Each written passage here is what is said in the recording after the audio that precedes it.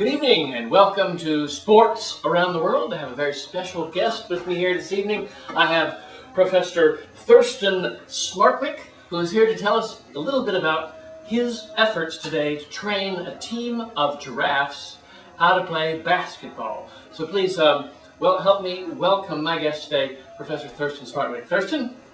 Hello, how are you doing today, Hugh? Well, I'm really good. Thank you. Thank you for coming today, Thurston. It's a real pleasure to have you on the show. You know, I really enjoyed your last book that you wrote. It took me a while to re-get through it, but it was terrific. Yes, it was very hard to, I had to refer to the dictionary a lot. Yeah, well, I did too. To read it, I had to refer to the dictionary. But you know, you've been teaching giraffes how to play basketball. In fact, they did very well then. I saw them play. Yes, I'm still trying to work on them not eating the ball. They eat the ball? Yes. That must be interesting. How do you keep them from eating the ball? Well, we put this special, do you know that fingernail spray? Yes.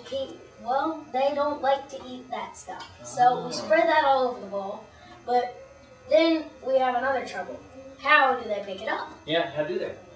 Well, we use their mouths, but we put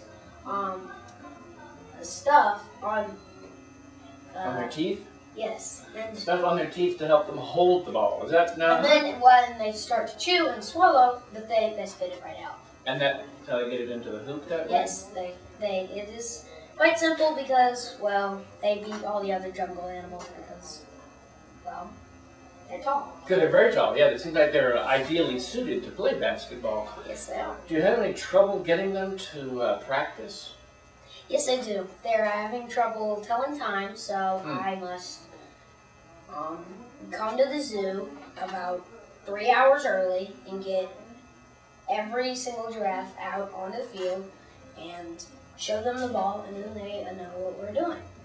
I see. Now, what gave you the idea to actually use giraffes to teach them to play basketball? Well, Hugh, it goes like this. I was in my lab one day, and I saw that I was watching a professional basketball game. I'm a big fan of the Bulls. Oh, yeah? And something struck me. If I wanted to make some other life form be able to take fame and stuff, like be famous, and and my top goal is to achieve, is to make one of my giraffes go up against Michael Jordan without eating the ball at the half. I want him to not eat the ball once. Admirable goal. That's admirable. Yes. Now, they mistake the ball for a piece of fruit or something? Yes, they do. And that's why they eat it. They mistake it for an overlarge cantaloupe. And that's how you started training them, is it right? You used Yes. cantaloupes and they switched them with the ball and Yes. then eventually got them to play?